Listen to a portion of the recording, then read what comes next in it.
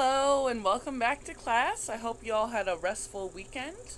It is Monday, May 24th, and this week we will be covering chapters 3 and 4 of the Birkeland book, and the second part of part 1 of the Bardock, and also part 2 of the Bardock. So I hope you all had a chance to take the quiz that was due last Friday. Everyone who took it did very well. As a reminder, if you are unable to complete a quiz for any reason, just reach out to me and we can work out a makeup assignment for you to complete so that you won't miss any points. I encourage everyone to take all of the assignments in this course seriously, including the discussion boards, the policy analysis paper, and the final exam, along with the quizzes, and to make sure that you complete them all so that you have the best chance of getting an A in the course. And if you have any questions as you're completing the assignments, just let me know. And with respect to the policy analysis paper, which is due soon, I think I might push back the due date a little bit. So it'll probably be due near the end of June instead of, I think right now we have June 18th. But yeah, I will be posting the instructions to that today. So just slight syllabus change, you'll have an extension on the policy analysis paper. But yeah, so let's go ahead and get into the content for this week. So we have first up chapter 3 of the Birkeland, which is on the context of policy making. So let's go ahead and get into that.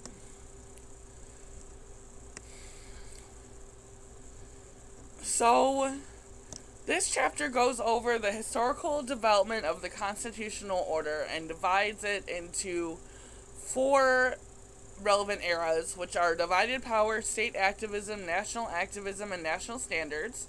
And then chapter 3 of the Birkeland gets into stability in American politics and policy making, regarding ideological and political stability, basic rules and norms, fragmentation, a rationale for stability, and then there's a case study on civil rights and the deliberate pace of change.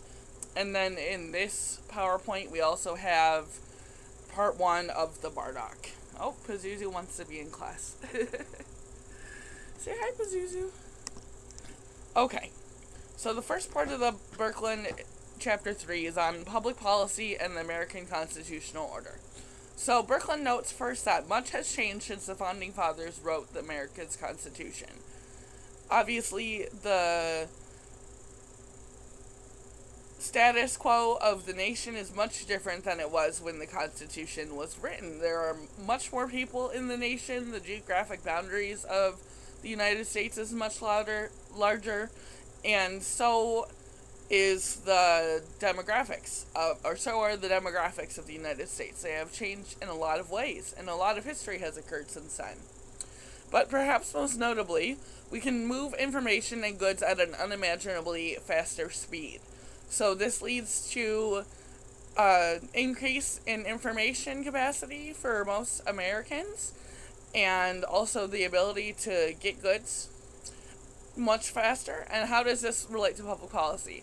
Well, American citizens can participate in the public policy process much easier or more easily than they could back in the day at the origins of the Constitution. And also, the actions of the policymakers are widely known now. But still, there are some stable features of society and public policy over time, including the separation of powers, federalism, and the rule of law. And Birkeland here notes that the separation of powers has been maintained, which refers to the separation of powers between the 3 branches of government, as well as federalism, which is the separation of power between the federal government, the state governments, and the rule of law, which refers to the force that laws have. But Birkeland notes here that there are cultural commitments to personal liberty, private property, and civil rights.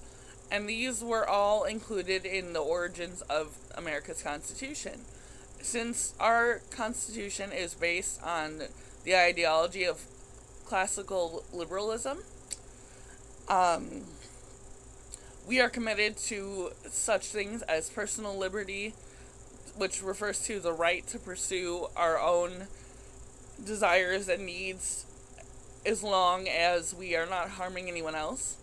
Private property, the acquisition and sharing of private property, but mostly the acquisition of private property. And civil rights, which refers to, obviously, the rights of everyone being equal. And of course, this wasn't exactly the case at the beginning of America's history. Of course, only landowning white men at the time had all of the rights that are accorded to everyone, regardless of race or gender today, or landowning status, wealth. So we're going to talk about a little bit the development of civil rights and why it took so long for civil rights to kind of catch up to where they needed to be today, or we could still argue that they still aren't where they need to be today, but we'll talk a little bit about why that's taken so much time. And then Berkland finally notes in the section that the people, not the government, are sovereign and place limits on the Constitution. So we know that classical liberalism is based on the idea of the people being sovereign and essentially owning the means of government, and also with reference to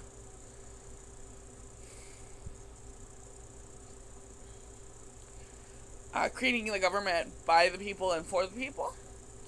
And so the people have a lot of say in what can be done with reference to any of the problems that the nation faces, and also place limits on the Constitution. So, in the section, the historical development of the constitutional order, we talk about policy restraint. And policy restraint is the idea that policy should be made deliberately and carefully, and this idea is built into the Constitution. And this has been both a good and a bad thing for America with respect to how quickly change can be adopted.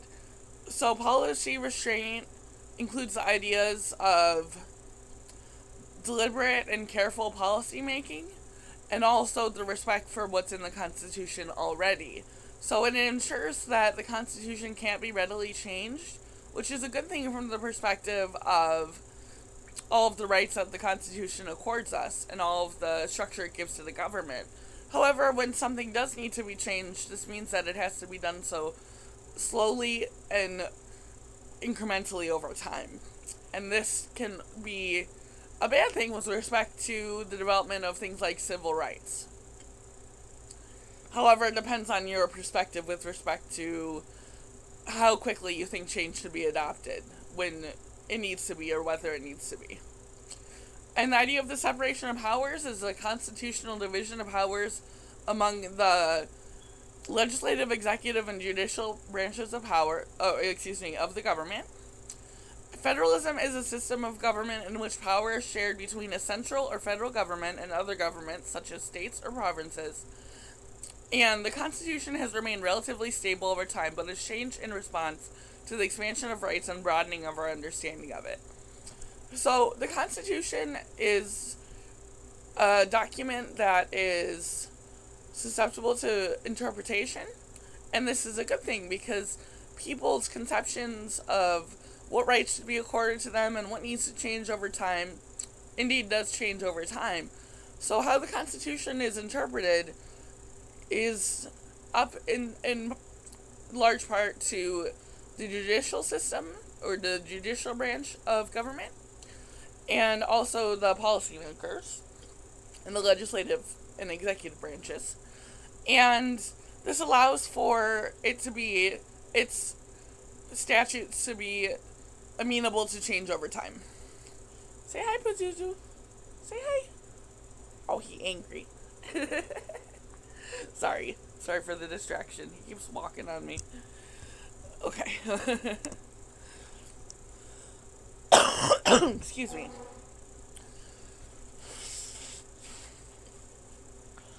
So the first era of the constitutional order that we're going to get into is the era of divided power, which came after the U.S. and independence from Great Britain. After the U.S. won independence from Great Britain, and it is defined by a period of peacetime prosperity, which was expected, but an economic depression ensued and was weakened by the Articles of Confederation, which was too weak. So then the Constitutional Convention convened in 1789 and drafted an entirely new constitution to replace it and gave more power to the national government. And there are many structural impediments to radical policy in the Constitution, including the federal structure and the separation of powers among the three branches of government. And the powers granted to Congress fall into two broad and overlapping categories, which are the management of national responsibilities and economic responsibilities. And here in this section we get some definitions, including the Commerce Clause, which is Article 1, Section 8, Clause 3 of the Constitution, which gives Congress the power to regulate commerce with foreign nations and amongst the several states. And the Elastic Clause, which is Article 1, Section 8, Clause 18 of the Constitution, which allows Congress to make all laws which shall be necessary and prosper for carrying into execution the foregoing powers and all other powers. So those are two important pieces of the Constitution that grant to the federal government, and particularly Congress, the rights to make economic and legal moves. And then in this section we also get the definition of the Industrial Revolution, which was the period in Europe and the US when industry grew rapidly due to technical innovations in production, it helped people think that the federal government was a closer entity. Then we get into the period of state activism, which was the period from the 1870s to 1933, which saw the nation change from a predominantly agricultural economy to an urban industrial economy.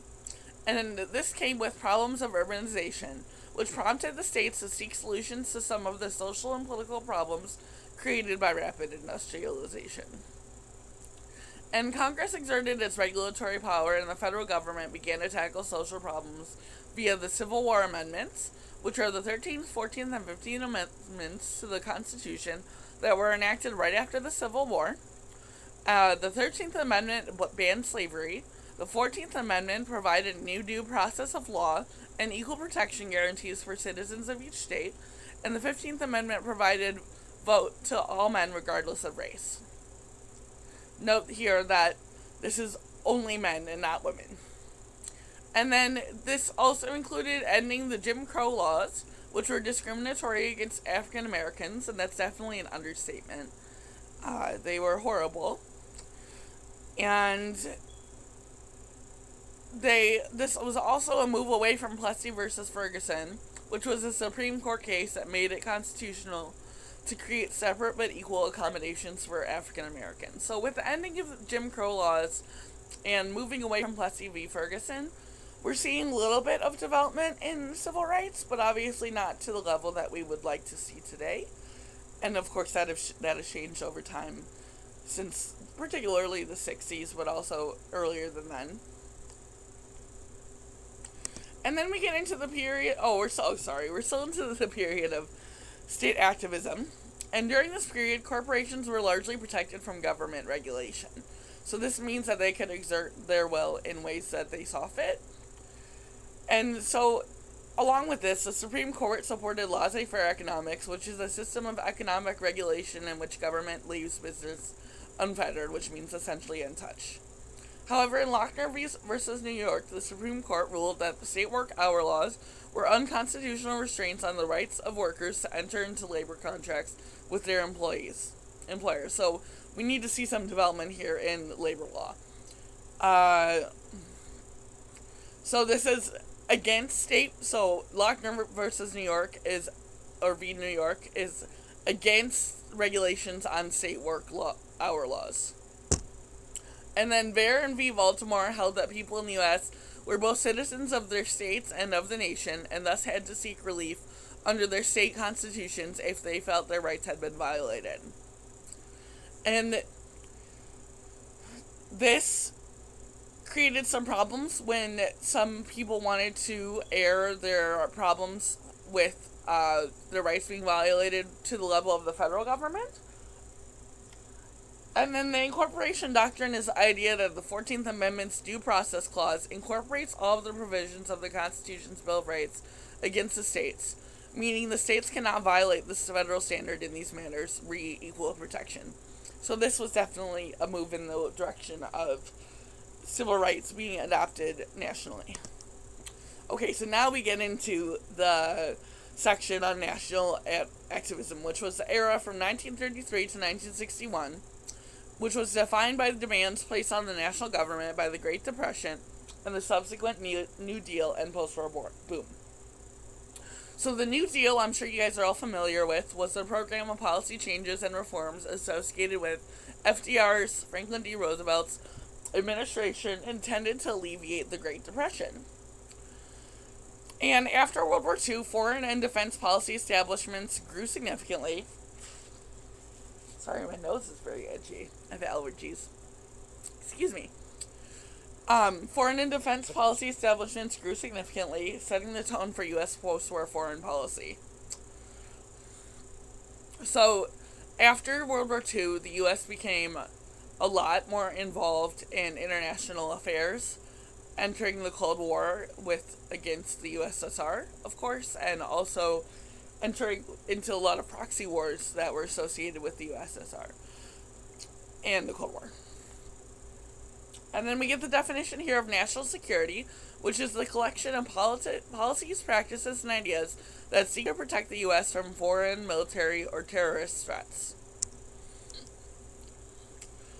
And then we get into the era of national standards, which is the last era in the Birkeland, which runs from 1961 to present, and is the last era of the Robertson and Judd formulation, which all of these eras were based on. So under LBJ, Lyndon B. Johnson's Great Society program, federal efforts to address policy problems accelerated. And the Great Society program was a package of domestic programs advanced by LBJ to alleviate poverty, improve education, and foster civil rights during the 1960s. And then through the 1980s, we actually saw the end of big government, and through, beyond the 1980s, with Reagan, Carter, and Bush. You could argue that come the 2000s with Obama's election in 2008, we saw some return to the era of big government. However, this was definitely negated a bit by Trump's election. Although you could say it's coming back with Biden's election. And then we get into the idea of stability in American politics and policy. So we already know what policy restraint is. And policy restraint in the U.S. is both a cause and consequence of key cultural and historic features that have made the U.S. one of the most politically stable nations in the world. So regardless of what you think of policy restraint and the restrictions it places on the Constitution's ability to adapt to change, it certainly speaks to the level of stability that the American Constitution and world order has seen over time. So then we get into the ideas of ideological and political stability. So ideological stability refers to the fact that Americans' basic political beliefs do not change rapidly. Americans are generally committed to liberty and equality, the rule of law, free market economics, free enterprise, and private property. However, Americans differ with respect to their political views on a left-to-right scale, with generally Democrats falling near the left side and Republicans falling near the right side. However, one threat to this norm of relative ideological stability may be the increasing polarization of both the public and political elites into harder and more distinctive ideological positions. So the more that the U.S. becomes fragmented with respect to and polarized with respect to political beliefs, the less likely we're going to see the continuation of ideological stability. And we're going to see more divergence between people's views, which will lead to political change.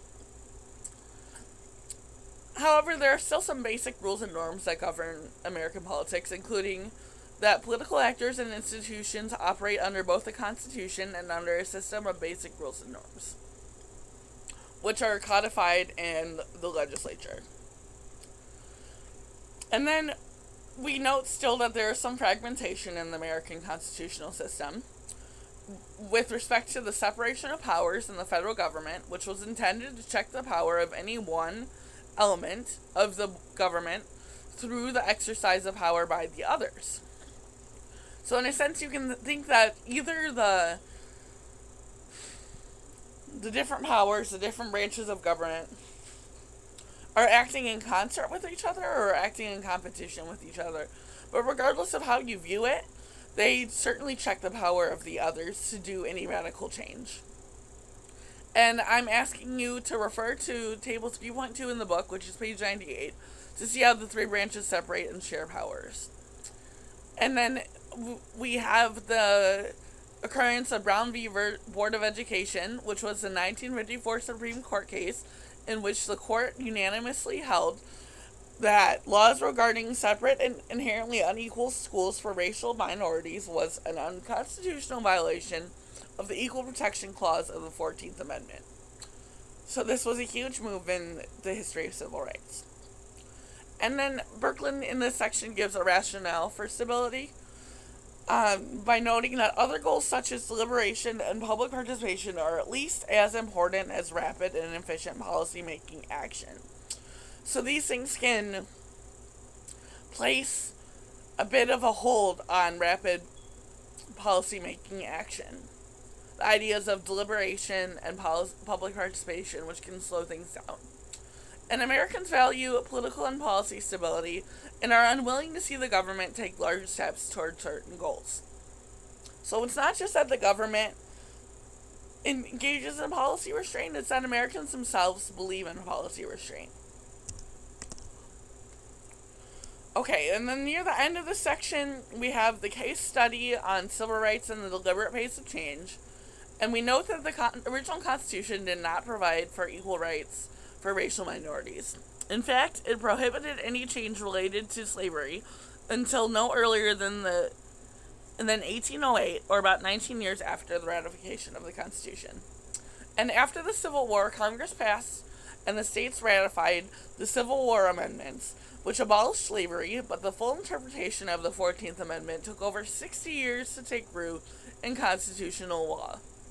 And Congress attempted to enforce the spirit and meaning of these civil rights amendments through the Civil Rights Acts of 1866, 1870, 1871, and 1875. There was not another Civil Rights Act until 1957, and it wasn't until 1964 that Congress passed a constitutionally acceptable law to require equality of access to public accommodations. So why did this take so long? Well, part of the reason is the major shift in American politics in the 1876 election, also known as the Compromise of 1877, which allowed Hayes to become president in exchange for a promise to the Democrats to end the federally imposed, highly unpopular policy of Reconstruction. And this begins the period of Jim Crow laws. And Jim Crow laws led to the separate but equal laws that sprung from Plessy v. Ferguson. So essentially, it just happened throughout the course of history that there were some presidential actions and as well as some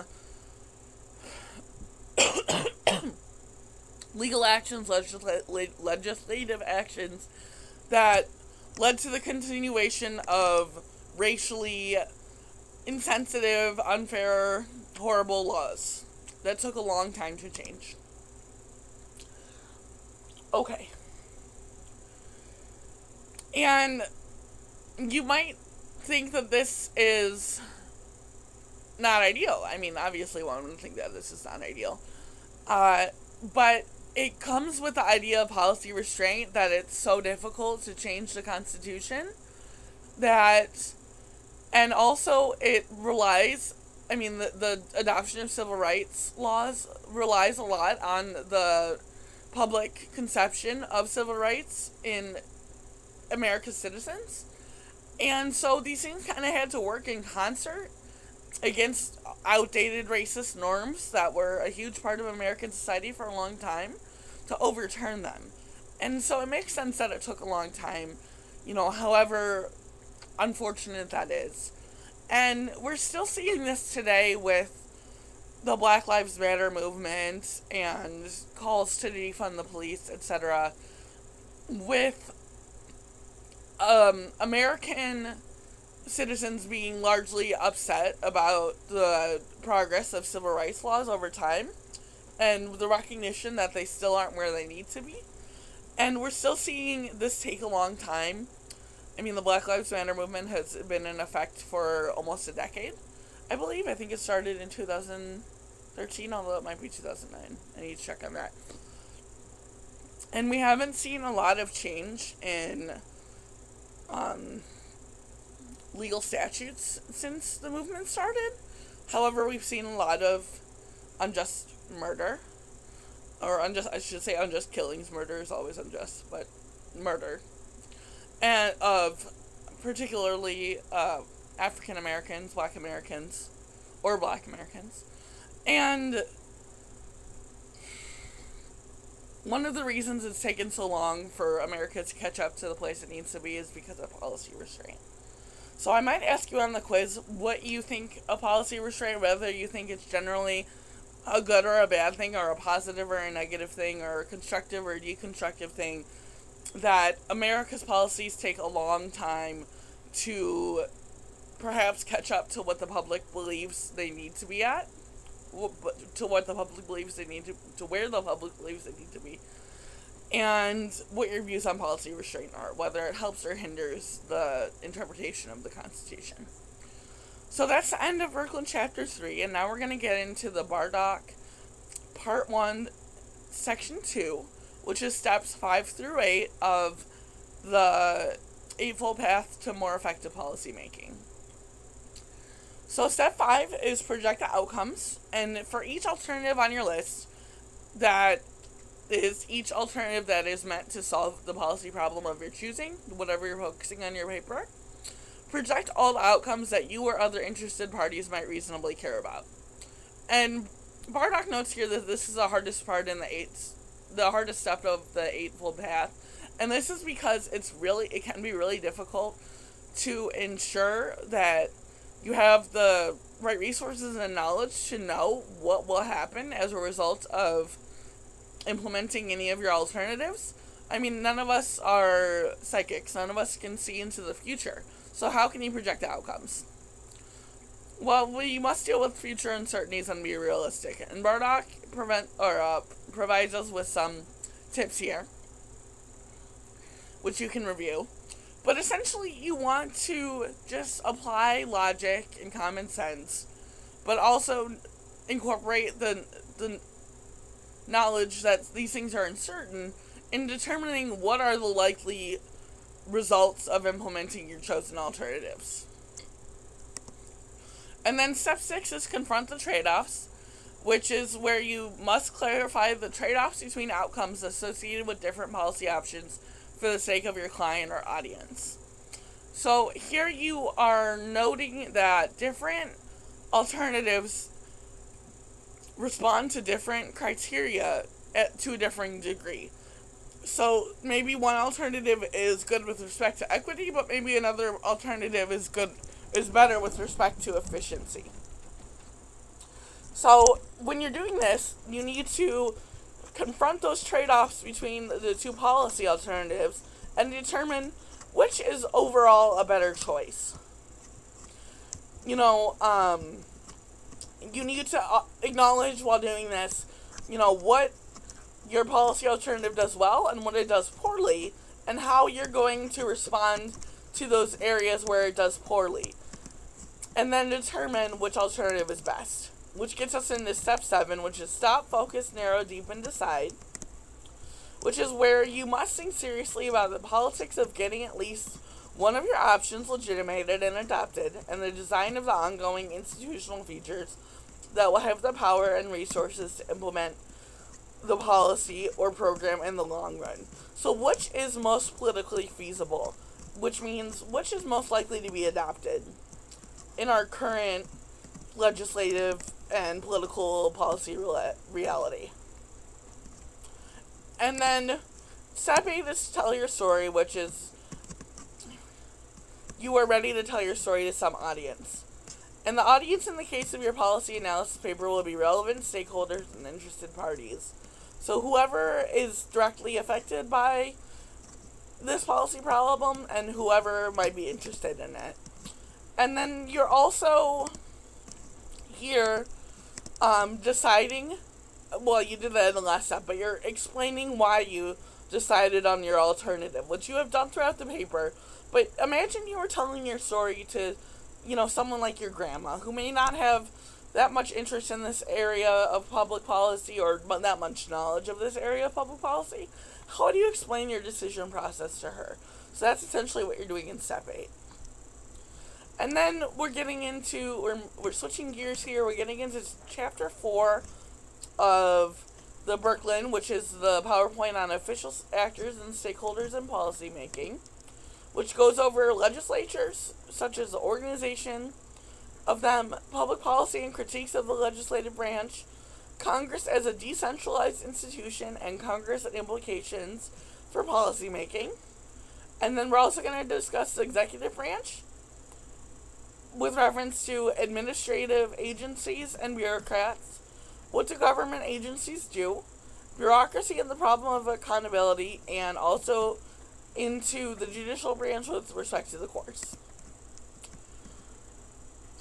So, in the beginning of this section, we have some different theories of the study of politics and policy. So, the first theory is institutionalism, which is the study of politics and policy based on the interaction of formal institutions of government, such as legislative, executive, and judicial branches. Compare with behaviorism. And behaviorism is the approach that sought to study social phenomena based on the postulated and observed behavior of individuals. So whereas institutionalism is more about the institutions that regulate and constrain behavior, behaviorism is more about how individuals respond to that constraint of behavior from the institutions themselves and what the behavior itself is. But then we have neo-institutionalism, which is kind of a blend of the two, and it's the study of politics and policy that retains the focus on institution, but which incorporates a great deal of behaviorist thinking. So it's still focused on institutions like institutionalism, but it focuses also on the behavior of individuals in response to those institutions, like behaviorism. And then we have the definitions of official actors and unofficial actors here. Official actors are participants in the policy process whose involvement is motivated or mandated by his or her official position in a government agency or office. So these are people who are mandated by the government, who are either elected or appointed to be official actors in the process. Contrast with unofficial actors, who are participants in the process who do not have a constitutionally or legally created incentive or mandate to be a part of the process, such as experts, researchers, and reporters, as well as individual citizens. These are all unofficial actors, and this also includes the news media. So then we get into a discussion on legislatures. So the two important aspects of what legislators do are casework and oversight. And casework refers to the tasks undertaken by a legislator, or more commonly the legislator's staff, to help constituents solve problems with government agencies or to gain a privilege or benefit from the government. And this involves feedback from citizens on the implementation of public policy. So casework is more about when individual citizens bring issues to the attention of the legislature and then they have to respond. Oversight is a process by which Congress supervises the executive branch's implementation of laws and programs. And this involves holding public hearings, listening to testimony, and shortcomings of particular policies. And this can be seen as an attempt to score political points. But this is also an essential feature of the policy cycle. And is incorporated into the stages heuristic of the policy process. So oversight is about the implementation of laws and programs. So not only do Not only does Congress have to make laws and programs codified into effect in the legislature, but they also have to make sure that they are living up to what they were meant to be, or the legislature's intent. And this is a complex process that is generally overseen by the legislator's staff, but this ensures that the laws and programs are meeting the goals that were set out in their creation, and also that they have the right results. And then in this section we also have field hearings, which are legislative hearings held outside Washington, often for the purpose of highlighting a local issue, capitalizing on an accident, disaster, or scandal, or providing local residents with an opportunity to make their views known to elected officials. So, public policy involves in it a lot of different iterations of bills, resolutions, etc. So, I have some definitions for you here. Bills are the most common form of legislation, and they may be public or private. They have the prefix HR when introduced in the House and S when introduced in the Senate, followed by a number assigned sequentially as bills are introduced. Most legislative proposals are in the form of bills dealing either with domestic or foreign issues, and authorizations, which are establishing federal programs and agencies, and appropriations, which are actually providing the money for these programs and agencies, are both made in the form of bills. And then we have the distinction between public bills and private bills. Public bills deal with issues of a general nature, whereas private bills deal with matters of concern to individuals. And then we have the distinction between joint resolutions and concurrent resolutions. Joint resolutions concern limited or temporary matters, and concurrent resolutions are limited in nature, and they are not legislative in character and are not presented to the president for action.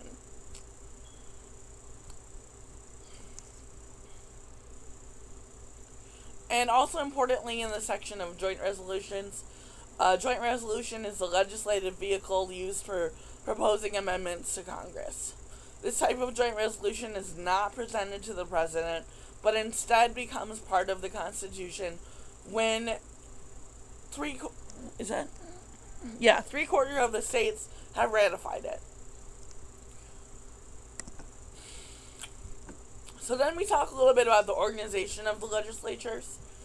So we have C-SPAN, which is the cable satellite public affairs network, which is owned in common by the cable television industry to provide video coverage of Congress and related public affairs broadcasting. It offers television reporting and also has a radio station in Washington that runs the audio of some C-SPAN channels. And it's also available online.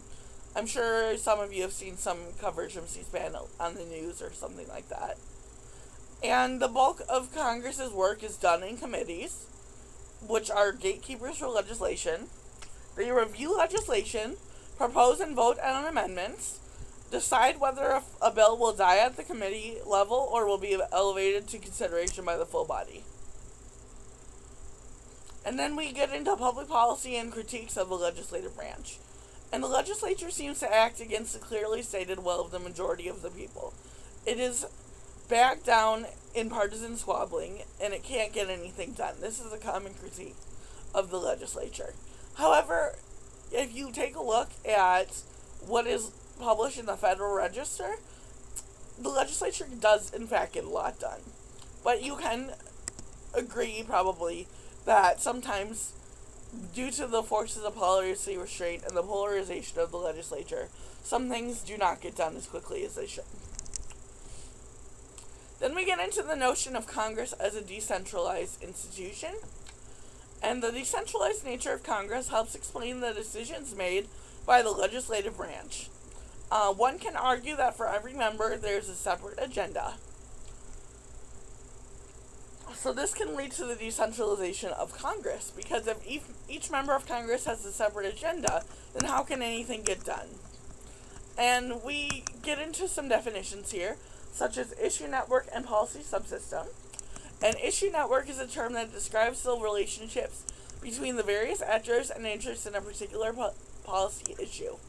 Hugh Heckle promoted this term because it describes a more open policy-making system that contains more actors and relationships than the older iron triangle concept. And then we get into policy subsystem, which is another term for policy network or issue network, although the term subsystem implies a somewhat less open, more mutually accommodating set of relationships between members of the system. And then we get into some definitions regarding the executive branch, such as veto and pocket veto.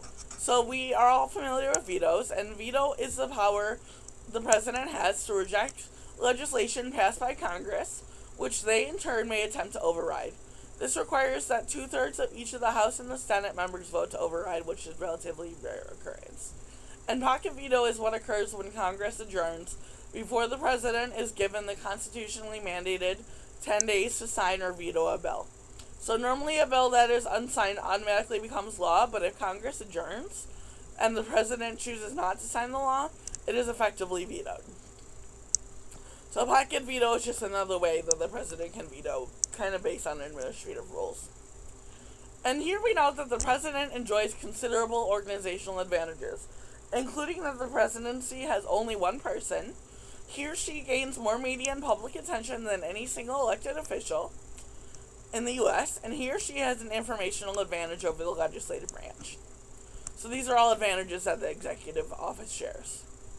And with reference to the executive branch's role in policymaking, they have a lot of work to do with respect to agenda setting. You know, whatever they say ought to be on the agenda generally goes. And also, they can make executive orders, which immediately place things into law.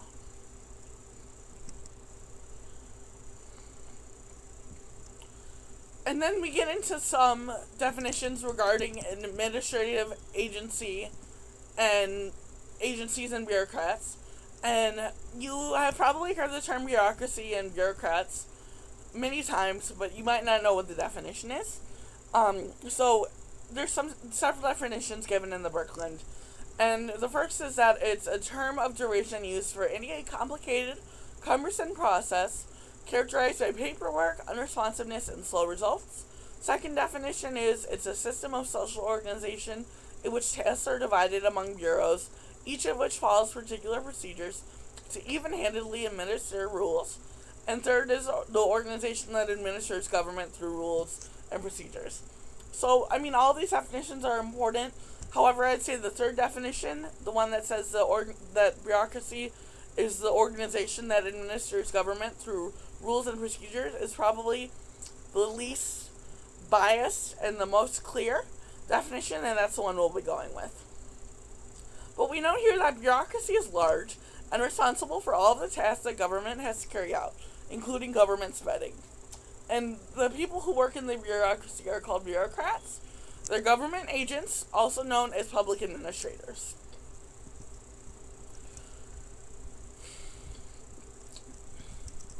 So what do government agencies really do? Well, in the simplest terms, government agencies provide services that are uneconomical for the private sector to provide directly, or they carry out the tasks that we demand from government, but that we have chosen not to ask the private sector to provide. So that's what government agencies do. They essentially do everything that the private sector cannot do due to economic reasons, or that we think that the government should handle. And here we get the notion of a free rider, which is someone who consumes a good provided to everyone, but does not pay for it. The problem is called free riding and is one of rationale for the government's provision of public goods. And here we get the notion of the tragedy of the commons, which is the idea that without the provision of a public good by the government, if, before the social contract was signed, before the Constitution was made, before we had a real society or a political society, public goods were essentially up to the provision of public goods is essentially up to the citizens, and rationally, each citizen wanting the best for himself would take as much as they need and more. And this would lead to the tragedy of the commons, which is the dearth of public resources that is available when there's no government provision of public goods. No social contract sign that says we can take only what we need and leave the rest for everyone else. So, this is one rationalization for the creation of political society. And if you are wondering what public goods are, they are the goods that, once provided for one user, are provided for everyone, such as national defense or police services. And economists say that public goods are indivisible and non-exclusive. So, public goods are things like the provision of roads, libraries, education, etc., that once provided for one user are provided for everyone. And they're indivisible, you can't divide them up, and they're non-exclusive, meaning that once somebody has some of it, it doesn't exclude anyone else from having it.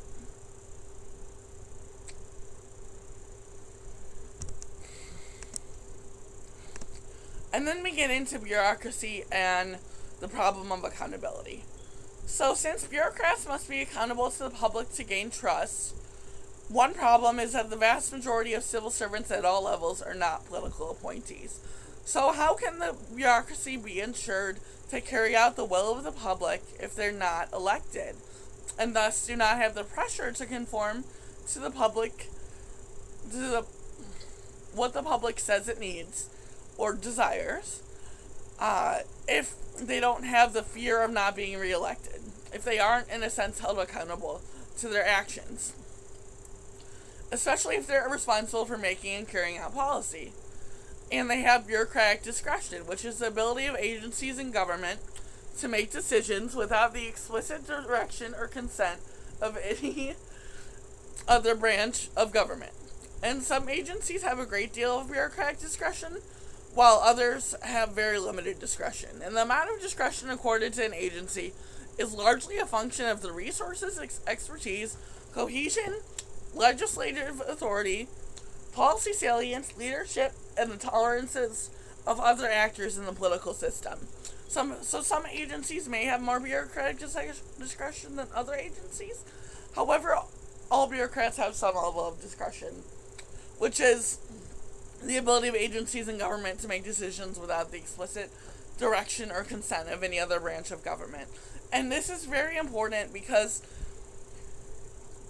while bureaucrats are accountable to the public and to their legislative superiors or political superiors, legislators cannot always control bureaucrats. It's just not feasible for them to control every agency that a bureaucrat makes, every decision that a bureaucrat makes. This is not provided for in the Constitution. This is not really logical for the legislature to control bureaucracy. Indeed, the function of bureaucracy is to carry out the will of political superiors. However, sometimes they're going to have to make decisions on their own because they do not have the oversight of legislatures at all times. And the function of the bureaucracy is to implement public policies, right? And, all other things that government agencies do, but we're concerned with the implementation of public policies. And so bureaucrats have to make decisions kind of on the fly because sometimes things will come up that the legislature hasn't provided for in particular laws or statutes, or that the Constitution hasn't provided for in its written clauses and amendments. And thus, bureaucrats have bureaucratic discretion. So, what are some ways that they can be held accountable? Given this problem of accountability, the fact that they're not elected and yet have discretion. Well, there's competition among agencies, which creates a system of checks and balances between agencies, and a sense of accountability. So this is essentially the solution to the problem of bureaucratic discretion and the problem of accountability for bureaucrats. But You can argue that this is not sufficient, that bureaucrats should be held to a higher standard, perhaps that they should be elected. And maybe I will ask you this on your quiz. What degree of discretion do you think that bureaucrats should have in carrying out the will of their political superiors and implementing public policies and overseeing public policies? And so how much power should bureaucrats have? Should they be elected? Should they be held to the same standards of accountability that the legislators and the executive branch are? Not the judicial branch because they're appointed. Or should there be some other system of accountability? Or do you think that the system of accountability that we have in the form of checks and balances between competing agencies is sufficient to hold bureaucrats responsible? So I might ask you this on the quiz. And then we have the branch of the government, the judicial branch, the final branch that we haven't covered yet. And so Hamilton said that the interpretation of the law is the proper and peculiar providence of the court. So this is essentially what the judicial branch does. And Marbury v. Madison is the case in which the Supreme Court claimed the power of judicial review, which is the power to declare the acts of any state or of any federal official in the legislative or executive branch unconstitutional and therefore void. Excuse me. Gotta have my LaCroix. So this is a really essential Supreme Court case. This allows the courts to have a lot more power than they had prior to 1803. Which, granted, is still pretty early on in the history of America, or the U.S. But, I might ask you, how important do you think this is, whether you think it's important at all.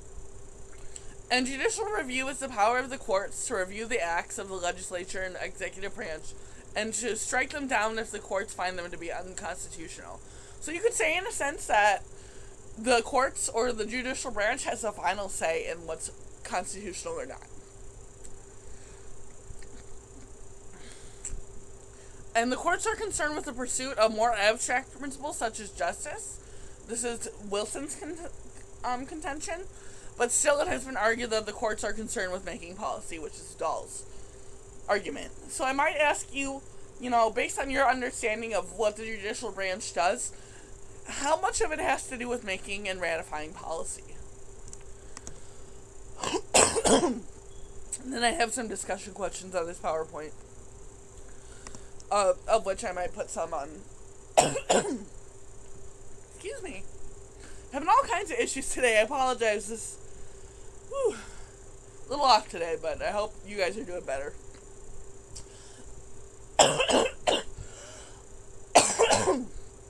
Anyway, the last PowerPoint I posted, which is on assembly evidence, and I wanted to show you this section because although it's not, obviously you're going to be assembly evidence for your policy analysis papers, but you're not going to be engaged in things like policy interviews or archival research, which is kind of what this section is about. So I'm not going to go over it right now, but I want you to review it. You're not going to be quizzed on it, but it might be relevant to your future work in policy studies or public policy science. If you move on with your degree and get to higher level classes, you may have to engage in interview with some policymaker, or you might have to do archival research or something like that. So I want you to be aware of some tips that can aid you with doing these kinds of things, and some pitfalls you have to be aware of. However, it's not particularly relevant to this class. It is in the sense that this is all part of studying public policy, engaging in these kind of actions, but it's not relevant to the work you have to do in this class, so I'm not going to go over it right now. So, the last thing that I have to do before I let you go is go over the policy analysis paper. And let me find it.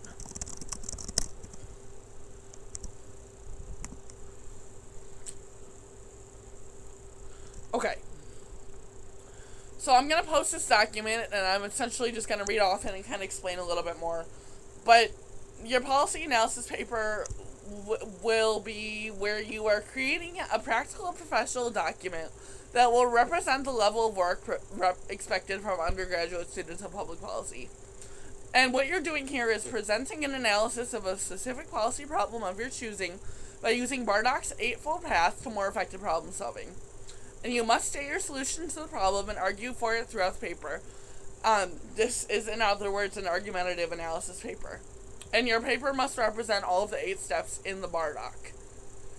And I'm going to include here that it might be helpful to separate your paper into 8 sections, each representing one of Bardach's 8 steps.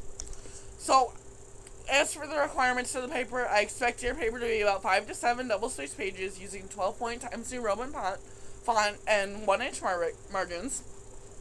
You will be graded on the quality of your analysis and on the quality of your writing, including the basic conventions of written English. You may use any acceptable citation style as long as it is consistent throughout the paper. You must cite at least 3 professional sources, such as journal articles and books, and you may cite relevant news articles for factual statistics and other information if it would enhance your paper. And you can write your analysis on any topic, but I've compiled a list of possible topics for you to think about. Note that these topics are not necessarily problems in themselves, but may contain several different problems under their headings. For example, for the topic of abortion, your topic could be, should abortion be legal, or what should be the trimester cutoff for legal abortions? Note that it is useful to phrase policy problems in the form of a question to be answered by your proposed solution. So I'm going to make this due on, let me look at the calendar.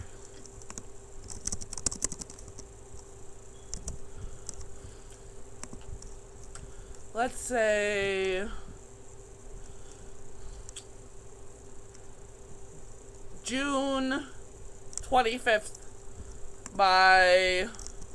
so Friday, June 25th by 11:59 p.m. And if you need an extension for whatever reason, just let me know and we can work that out. But late papers, if you didn't get an extension, will be deducted accordingly, except in the case of documented circumstances. So, some possible topics include abortion, affirmative action, air pollution, animal rights, assisted suicide and euthanasia, automobile safety, capital punishment, censorship, domestic violence, drugs and legalization, immigration, LGBT issues, mental health care and reform, minimum wage, privacy and security issues, recycling, suicide prevention, tax reform, welfare and poverty. You know, there's a bounty of issues in the study of public policy. If you deviate from this list in any way, I would prefer if you would let me know what your paper is going to be on, just so I can approve it. And if you have any questions, just let me know. And also, I will accept papers for my comments and review. I won't edit them or proofread them, but I will give you some general comments on where the direction of where your paper is headed by June 18th at 11:59 p.m. So a week before the paper is officially due, I will